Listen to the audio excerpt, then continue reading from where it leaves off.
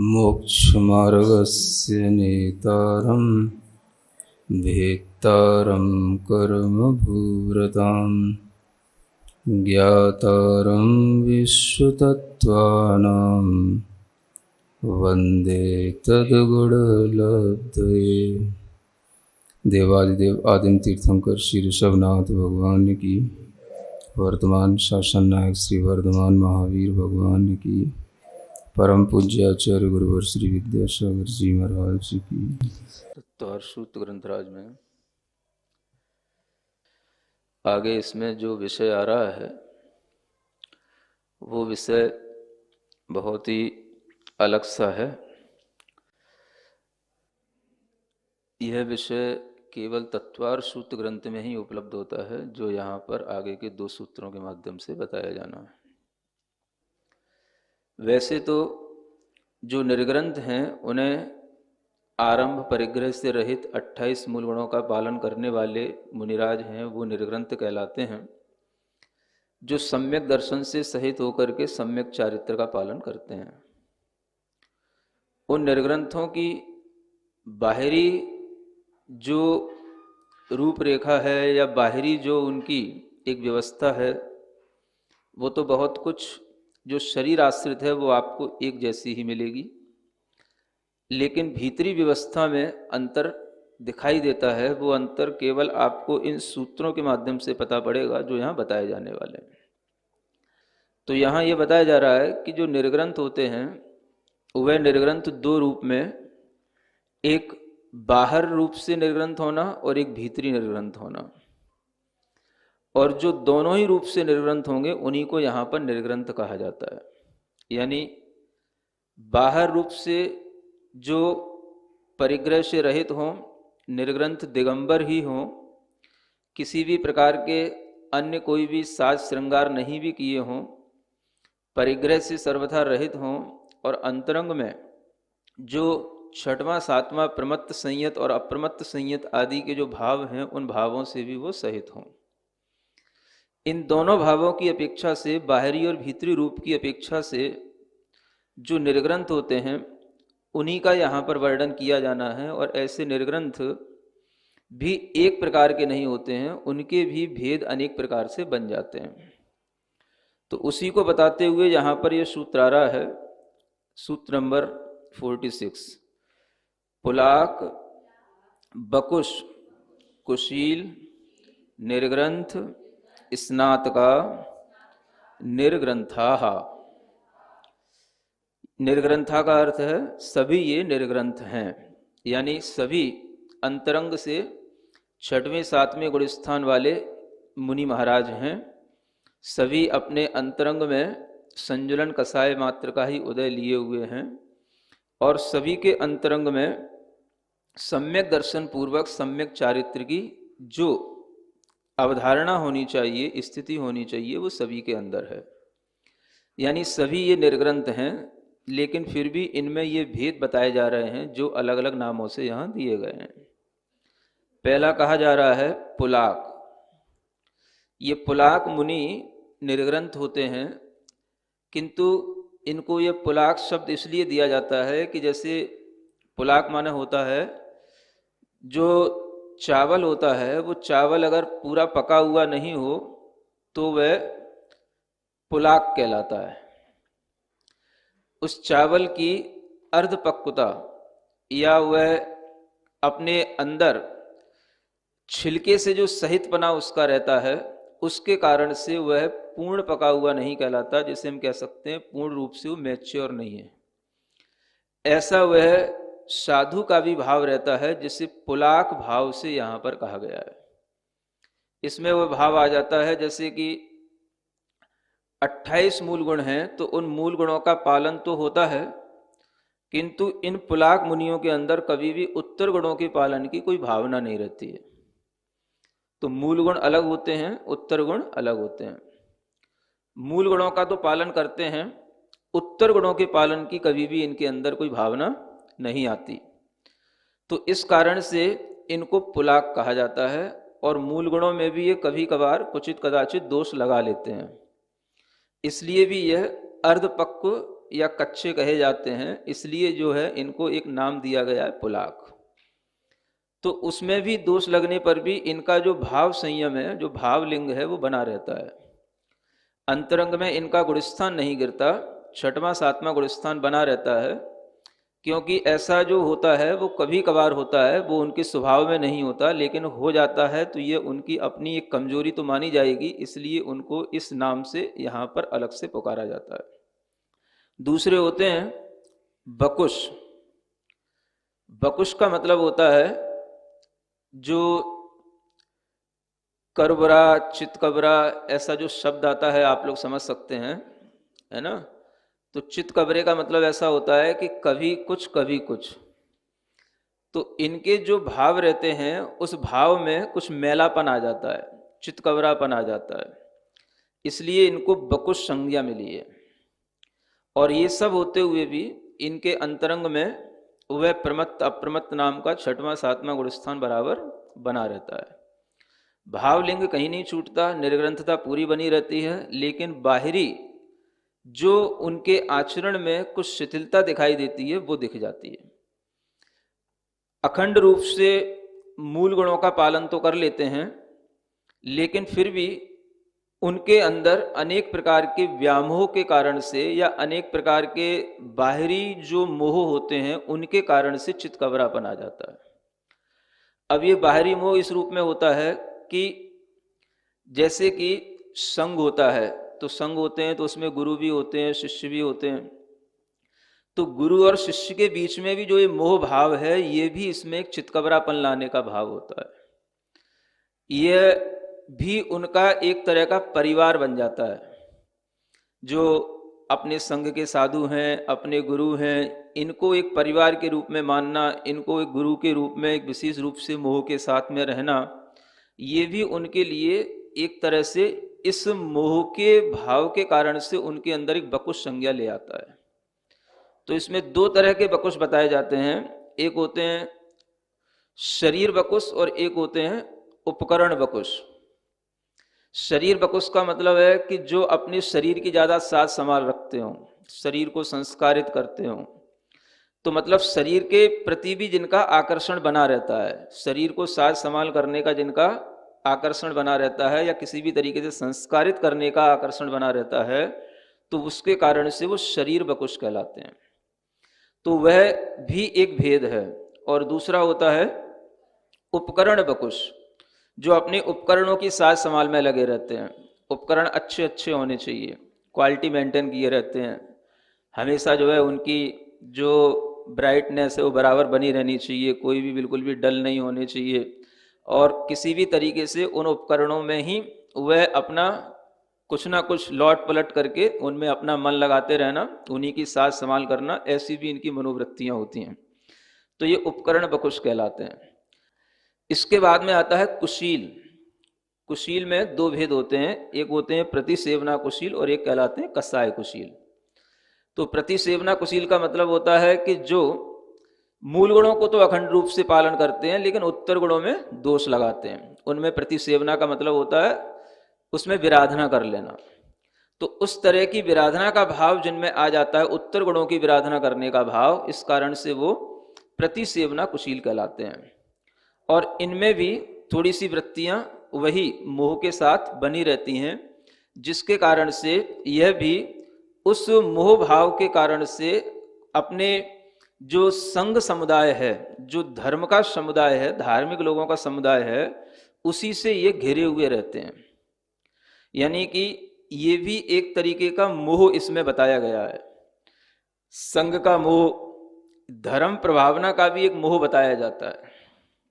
समझ में आ रहा है ना, ये भी एक मोह होता है धर्म प्रभावना करना, क्योंकि इस बिना राग के, बिना मोह के धर्म प्रभावना भी नहीं होती है। तो धर्म प्रभावना का मोह भी एक मोह होता है, वो भी जो है इसी कैटेगरी में आ जाता है ना। विशेष रूप से गुरु के प्रति मोह होना, गुरु का शिष्य के प्रति मोह होना, संघ के प्रति लगाव होना, परिवार की ही अपना ख्याल रखना, जो अपना उनका संघ का परिवार है। परिवार कहने का मतलब ये नहीं है कि वो अपने जो पुराना छोड़ा हुआ परिवार है, लेकिन जो धार्मिक परिवार है उन्हीं के बीच में घिरे रहना। तो इस तरीके की जो प्रवृत्तियां हैं, ये सब भी जो है इसमें आ जाती हैं। है ना।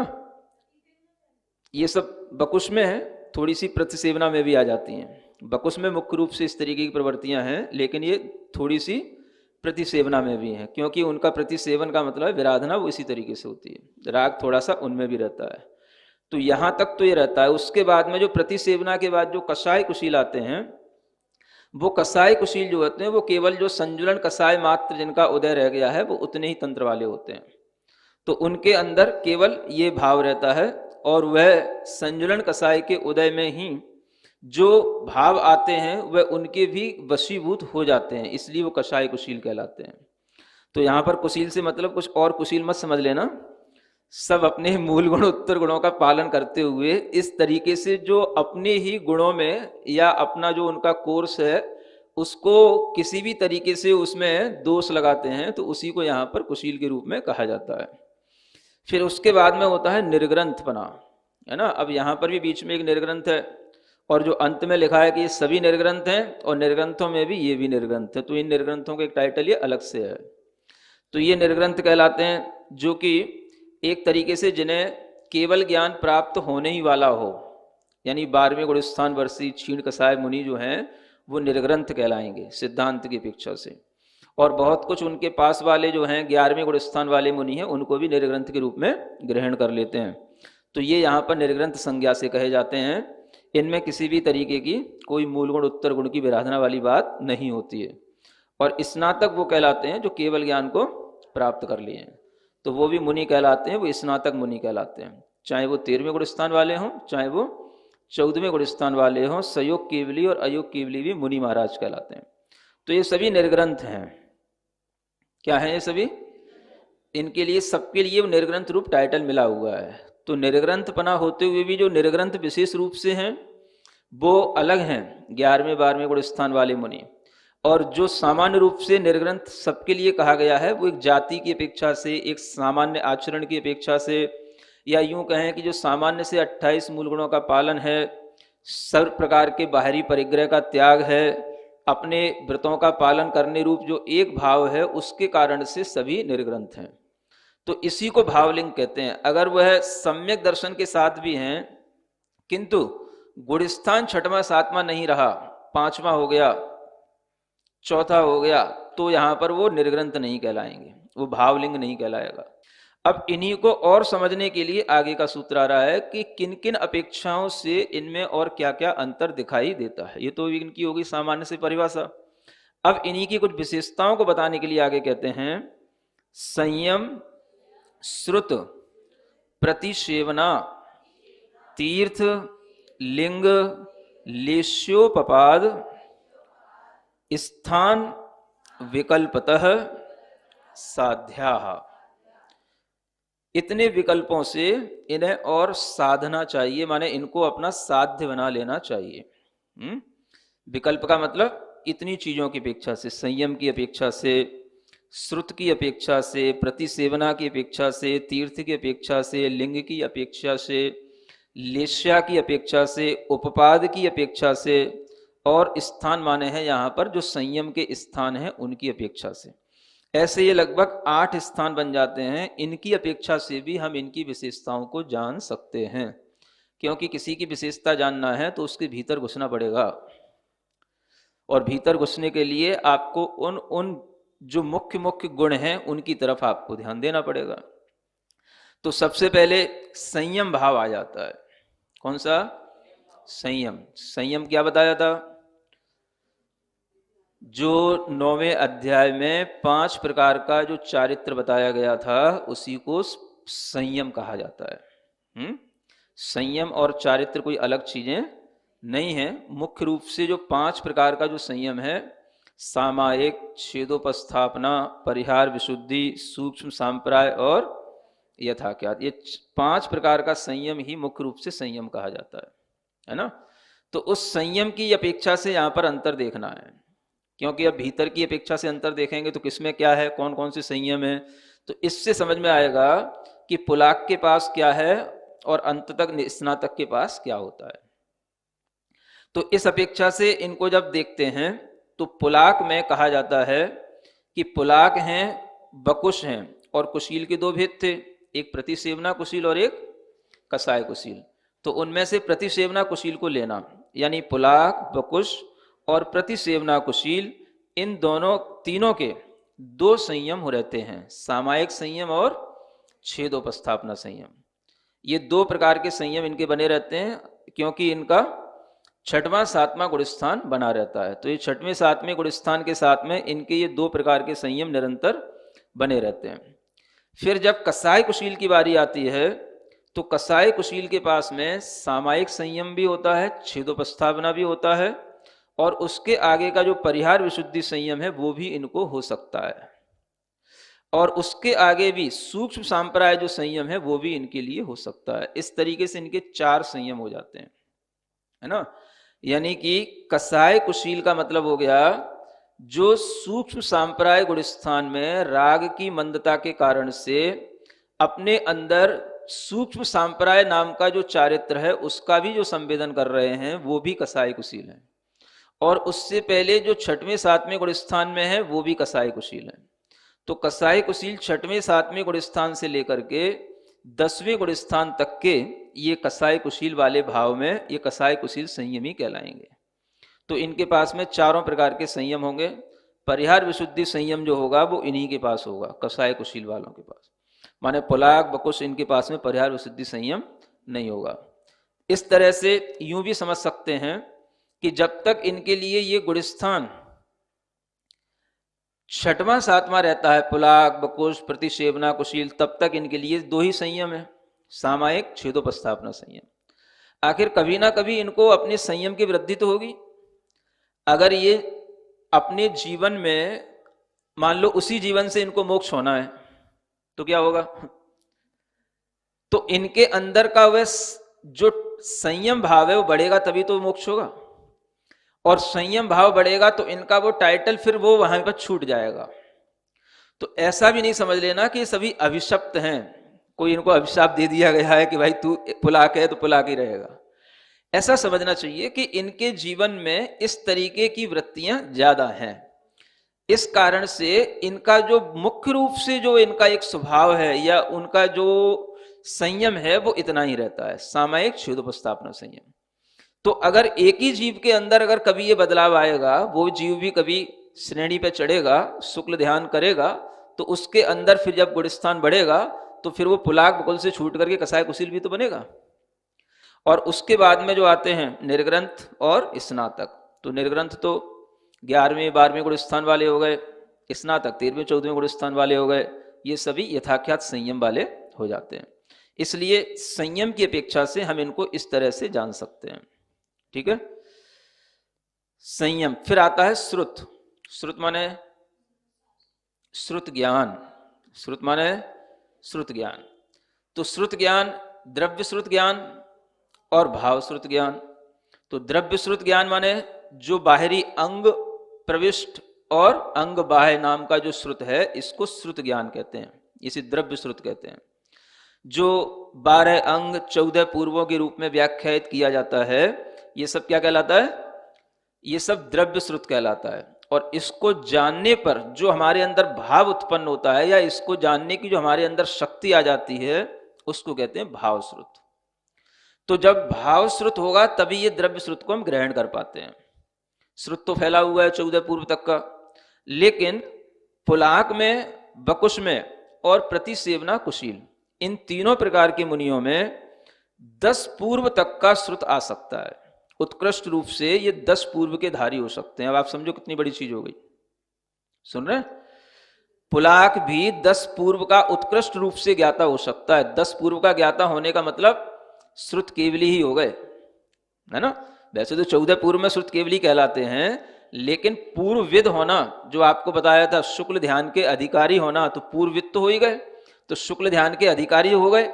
तो अधिकारी अगर ये हो गए हैं तो इसका मतलब यह है कि इनमें भी कितनी शक्ति है कि वो श्रुत ज्ञान को धारण करके वह पूजा के योग्य ये भी हो जाते हैं। श्रुत ज्ञान की जिसकी पूजा की जाती है देवताओं के द्वारा वह 10 पूर्वधारी की विशेष रूप से रिद्धि कहलाती है। तो ये भी एक तरीके की उस रिद्धि को भी प्राप्त करने योग्य इनकी योग्यता है। तो कभी भी आप ये देखेंगे कि इनमें ये व्याख्यान जो अंतर के साथ होते हुए भी इनकी भीतरी योग्यताएं बड़ी अलग अलग गुणों की अपेक्षा से अलग अलग हैं। संयम की अपेक्षा से तो केवल सामायिक क्षुद्रोपस्थापना संयम, लेकिन श्रुत ज्ञान की अपेक्षा से उत्कृष्टता से देखते हैं तो अभिन्न 10 पूर्वी हैं ये। अभिन्न 10 पूर्वी का मतलब ये हो जाता है कि जब 10वें पूर्व का कोई अध्ययन करता है तो उस समय पर अनेक तरीके की 700 और 500 विद्याएं आकर के खड़ी हो जाती हैं। समझ आ रहा है? हाँ, कुछ बड़ी विद्याएं होती हैं, कुछ छोटी विद्याएं होती हैं। इतनी विद्याएं खड़ी हो जाती हैं सामने आकर के और नमोस्तु करती हैं, आज्ञा मांगती हैं, बताइए स्वामी ने क्या करना है। और जिस स्वामी ने कह दिया हाँ ठीक है ये कर दो वो कर दो, तो वो हो गए भिन्न 10 पूर्वी। समझ आ रहा है? क्योंकि उन्होंने उसको स्वीकार कर लिया। तो इस कारण से वो उनके लिए आज्ञा देना, उनके लिए स्वीकार करने का भाव उनके अंदर का वो मोह भाव के कारण से हुआ। वो मोह भी उनके लिए उस फिर आगे के श्रुत को नहीं बढ़ाने देगा, तो वो कहलाएंगे भिन्न 10 पूर्वी। और जब वो कहें हमें तुमसे कोई मतलब नहीं, उनकी तरफ देखना भी नहीं, वो अपने निर्मोह भाव में रहें, तो वो कहलाएंगे अभिन्न 10 पूर्वी। तो उनकी पूजा फिर देवों के द्वारा, फिर दूसरे देवों के द्वारा अलग से की जाती है। जो विद्याएं आती हैं वो अलग, और जो देवता आते पूजा करने के लिए वो अलग।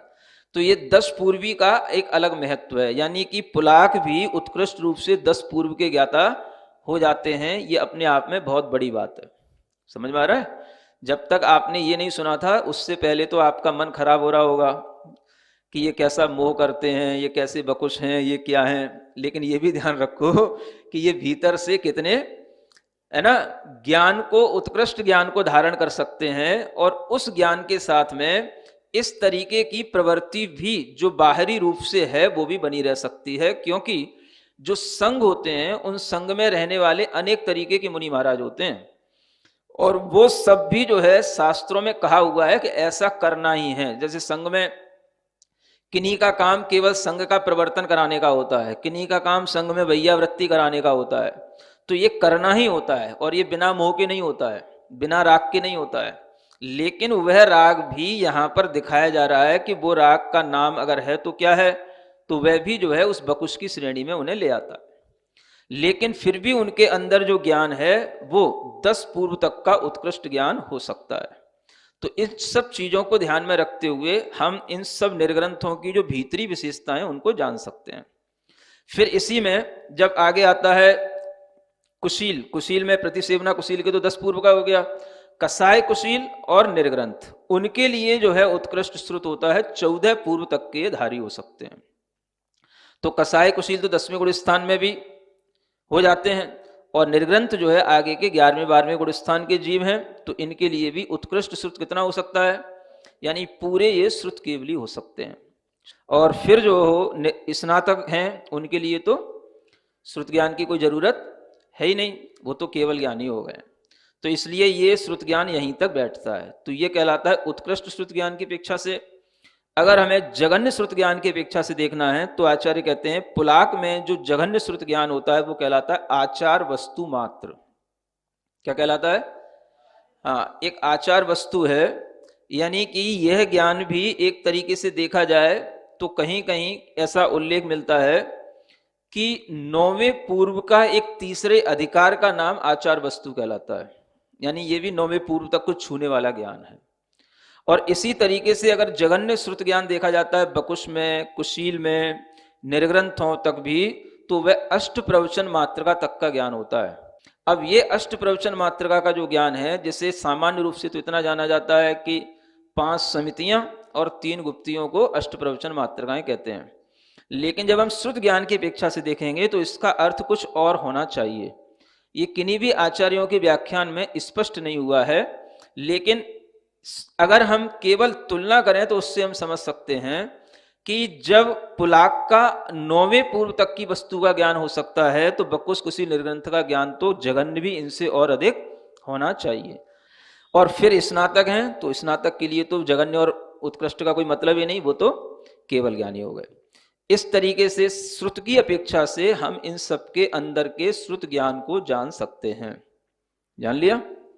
अब आगे आता है नंबर प्रतिसेवना, तीसरा भेद। प्रतिसेवना का मतलब विराधना। किसकी विराधना? तो मूल गुणों की या उत्तर गुणों की। तो जो पुलाक होते हैं वो प्रतिसेवना कर लेते हैं। उनके लिए ऐसा होता है कि वो अपने अभिप्राय से कभी भी प्रतिसेवना नहीं करते, माने विराधना नहीं करते। कुछ जबरदस्ती अगर कोई दूसरे के द्वारा होती है तो उसके कारण से उनके मूल गुणों में दोष लगते हैं। तो इस तरीके से इनकी जो विराधना का कारण है वो ये भाव बताया गया कि मूल गुणों में इस कारण से, या मूल गुणों के साथ एक और व्रत आता है, रात्रि भोजन त्याग व्रत। समझ आ रहा है? अब उसमें क्या होता है, एक बार आचार्य महाराज ने बताया कि जैसे संघ होता है, तो संघ होता है तो संघ में जैसे बहुत सारे लोग आते हैं जाते हैं, है ना। अब उस समय पर क्या होता है कि जैसे कोई मुनि महाराज का ही संघ हो ऐसा जरूरी नहीं है, कोई भी जैसे ब्रह्मचारी हैं या कोई भी हैं। अब उनमें कोई ब्रह्मचारी या कोई भी जो है बिल्कुल दिन छुपने के समय पर आया, समझ आ रहा है। मान लो सुबह से उसने कुछ नहीं खाया, वो आया, मुनि महाराज उससे पूछ बैठे, क्यों, कब से चल के आए हो? सुबह से चल के आए हैं। भोजन किया कि नहीं किया? नहीं किया। तो अब उनके मन में आया तो उनने कह दिया, जाओ विनोद ले जाओ उनको। तो इतना कहना भी उनके लिए दोष का कारण हो जाएगा, क्योंकि अब वो संध्या समय हो रहा है, दिन छुपने का समय हो रहा है, और आपने जो है अब उसके लिए बोल दिया कि जाओ तुम भोजन करके आओ। अब वो भोजन करके आएगा तो थोड़ा सा मतलब एक तरीके से रात्रि का समय तो होने ही वाला है, और उसके कारण से उन मुनि महाराज के लिए वो दोष लगेगा। तो इस तरीके से जो संघ में रहते हैं उन्हें कई तरीके की इस तरीके की जो एक परिस्थितियां बन जाती हैं, उसके कारण से भी ये दोष लग जाते हैं। समझ आ रहा है? हाँ, तो ये भी कई बार ऐसी वृत्तियां दोष कारक हो जाती हैं।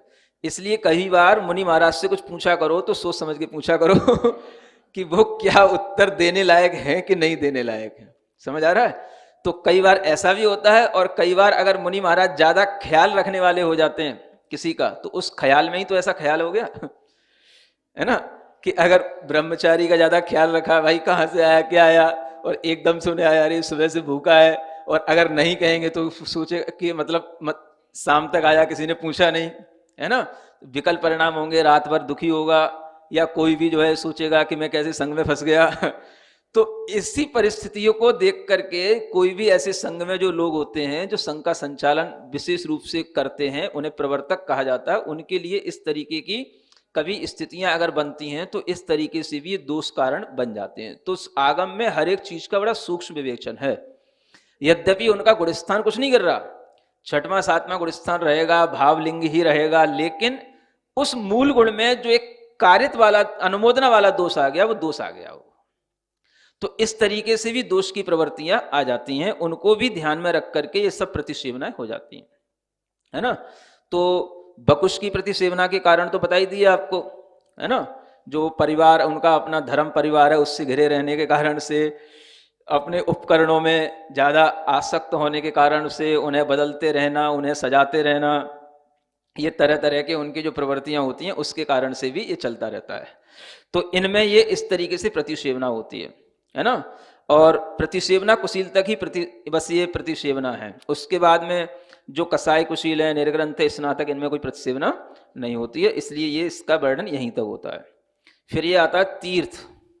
तीर्थ का मतलब जो तीर्थंकर हैं उनका जो धर्म है, उनकी जो प्रभावना है, वो जितने समय तक चलती है उसका नाम है तीर्थ। तो 24 तीर्थंकर हुए। तो कौन कौन से तीर्थंकरों के तीर्थ में ऐसे होते हैं? तो आचार्यों ने तो ये लिखा है कि सब तीर्थंकरों के तीर्थ में ये होते हैं, है ना। पुलाक भी, बकुश भी, कुशील भी, सभी तीर्थंकरों के तीर्थ में ऐसे मुनि महाराज होते हैं। तो इसका मतलब ये हुआ कि सब तीर्थंकरों के तीर्थ में सभी प्रकार के जीव होते हैं। ये कोई विशेषता नहीं है कि कोई भगवान महावीर स्वामी के ही तीर्थ में हो रहे हों। समझ आ रहा है ना? सभी तीर्थंकरों, क्योंकि एक जैसी मनोवृत्तियां सभी मनुष्यों की कभी नहीं होती हैं। तो भाव भीतर से, संकल्प भीतर से एक जैसा हो सकता है, लेकिन फिर भी कुछ अपनी अपनी अलग अलग योग्यताओं के कारण से वो अपने अपने अलग अलग इस तरीके के जो विराधना कर लेते हैं, और इस तरीके के जो टाइटल पा लेते हैं वो सभी तीर्थंकरों के तीर्थ में होते हैं। तो तीर्थंकरों में सभी के लिए हो गया तीर्थ। और फिर इसमें आता है लिंग, है ना। लिंग का मतलब एक द्रव्य लिंग और एक भावलिंग। तो भावलिंग तो सबका एक जैसा है, अब अंतर पड़ेगा तो केवल द्रव्य लिंग में अंतर पड़ेगा। तो द्रव्य लिंग का अंतर का मतलब क्या हो गया कि बाहरी द्रव्यों की अपेक्षा से इनमें अलग अलग अंतर देखने को मिल सकते हैं। कोई श्रुत में, श्रुत की प्रभावना में लगा हो सकता है, कोई संयम की प्रभावना में लगा हो सकता है, कोई तप की भावना में लगा हो सकता है। तो अलग अलग तरीके का जिसके साथ में जैसा भी भाव जुड़ा हुआ है वो उसका वह द्रव्य लिंग की अपेक्षा से अलग अलग भिन्नता कहलाएगी। तो भावलिंग की अपेक्षा से सब एक होते हुए भी द्रव्य लिंग की अपेक्षा से अंतर अलग अलग आ सकता है ना। उपकरणों की अपेक्षा से अंतर आ सकता है, किसी के उपकरण किसी रंग के हैं, किसी के उपकरण किसी रंग के हैं, है ना, लेकिन होंगे सब निर्ग्रंथ बाहर से। तो लिंग की अपेक्षा से कई तरह से अंतर आ सकता है, और वह सारा का सारा जो अंतर है वह कहीं ना कहीं जो उनके और जो गुण हैं उन गुणों की अपेक्षा से ही मानना पड़ेगा। जैसे कि आप सिद्ध भक्ति वगैरह पढ़ते हो तो उसमें आता है तप सिद्धे, नय सिद्धे, संयम सिद्धे, चरित सिद्धे, है ना। तो ये सिद्धों में भी कोई अंतर होता नहीं है लेकिन हम लगा लेते हैं। तो वैसे ही जो है लिंग की अपेक्षा से भी इनमें अंतर बन जाता है ना। फिर आता है अंत में ये और है बीच में लेस्या। क्या है? लेस्या की अपेक्षा से जो अंतर आता है वो बड़ा विचित्र सा है।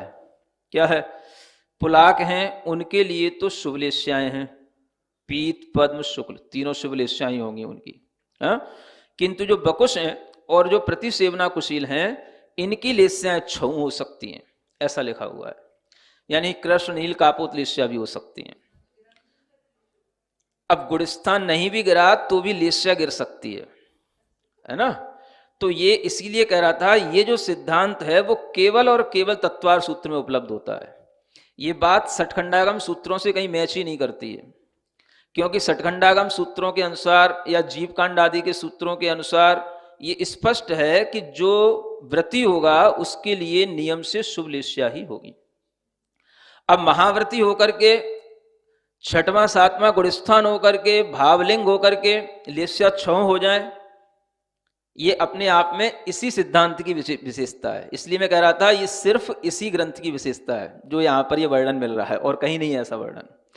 तो अब यहां पर लेस्याओं में अगर है भी है तो आचार्यों ने उसका स्पष्टीकरण करने की कोशिश भी की है कि अब जैसे बकुश हैं तो बकुश के अंदर जो उपकरण है, शरीर है, इसमें जो ममता भाव आ जाता है, मोह भाव आ जाता है, उसके कारण से उनको आर्त ध्यान हो जाता है। वो आर्त ध्यान उनकी लेस्या को बिगाड़ देता है, इस कारण से उनकी लेस्या बिगड़ जाती है, लेकिन उनका संयम नहीं छूटता है। ये उनके लिए कारण बताया गया है ना। तो ये बकुश में भी लेस्याएं 6 और प्रतिसेवना कुशील में भी ये 6 लेस्याएं। कसाय कुशील हैं, इनमें तो एक कापोत लेस्या भी ले रखी है, 4 लेस्याएं ले रखी हैं। तो ये भी इनमें संभव है जो बताया गया है वो। और निर्ग्रंथ और स्नातक होते हैं इनकी तो एकमात्र शुक्ल लेस्या रहती है। इस तरीके से लेस्या की अपेक्षा से भेद जानना। और जो उपपाद है उसमें, उपपाद का मतलब होता है अब जब इनका सबका तो मोक्ष होना जरूरी नहीं होता, तो अगर मरण करने के बाद में देव बनते हैं तो कहाँ कहाँ तक उत्पन्न हो सकते हैं, है ना। तो जगन्य से तो सभी जब भावलिंगी हैं तो सौधर्म स्वर्ग तक तो सबको जाना ही है ना। 2 सागर की आयु भी जगन्य से उनको मिल जी जाएगी। 2 सागर की आयु वाले सौधर्म स्वर्ग के देव तो नियम से बनेंगे ही। लेकिन उत्कृष्ट रूप से अगर देखा जाए तो जो पुलाक होते हैं वो 12वें स्वर्ग तक जा सकते हैं। सहस्रार स्वर्ग जिसको बोलते हैं, वो 12वें स्वर्ग तक पुलाकों का गमन हो सकता है। जो बकुश हैं, प्रतिसेवना कुशील हैं, उनका गमन 16वें स्वर्ग तक हो सकता है ना। तो कसाय कुशील और जो निर्ग्रंथ हैं उनका उपपाद तो, निर्ग्रंथ तो मतलब 11वें गुणस्थान वाले भी हो गए, उनका जो निर्ग्रंथ का जो मरण होगा तो वो सर्वार सिद्धि तक भी जा सकते हैं। 33 सागर की आयु वाले देव भी बन सकते हैं, और कसाय कुशील वाले भी। और जगन्य से तो वो हो ही जाता है सौधर्म स्वर्ग तक। फिर इसके बाद में स्थान आ जाते हैं जो संयम के लब्धि स्थान कहलाते हैं। तो सबके स्थान आगे आगे के बढ़े हुए होते हैं, है ना, क्योंकि कषायों के अभाव से, मोह आदि के अभाव से इनके संयम लब्धि स्थान आगे आगे बढ़े हुए होते हैं। माने पुलाक से बकुश के, बकुश से प्रतिसेवना कुशील के, प्रतिसेवना से भी कषाय कुशील के और उससे भी निर्ग्रंथ के और स्नातकों के तो बराबर होते ही हैं। इस तरीके से ये आज 9वां अधिकार पूर्ण हो जाता है ना। बोलो महावीर भगवान की। सिरिजिणवाणी जग कल्याणी जग जन मदतम मोहरी जणमण हारी गढ़हर हारी जम जरा भव रोग हरि तिथियराणम दिव्यझुणिम जो पढ़ई सुणई मय्ये धारई राणम सौखमणन्तं धरिय सासद मोक्ष पदम पावई सासद मोक्ष पदम पावई।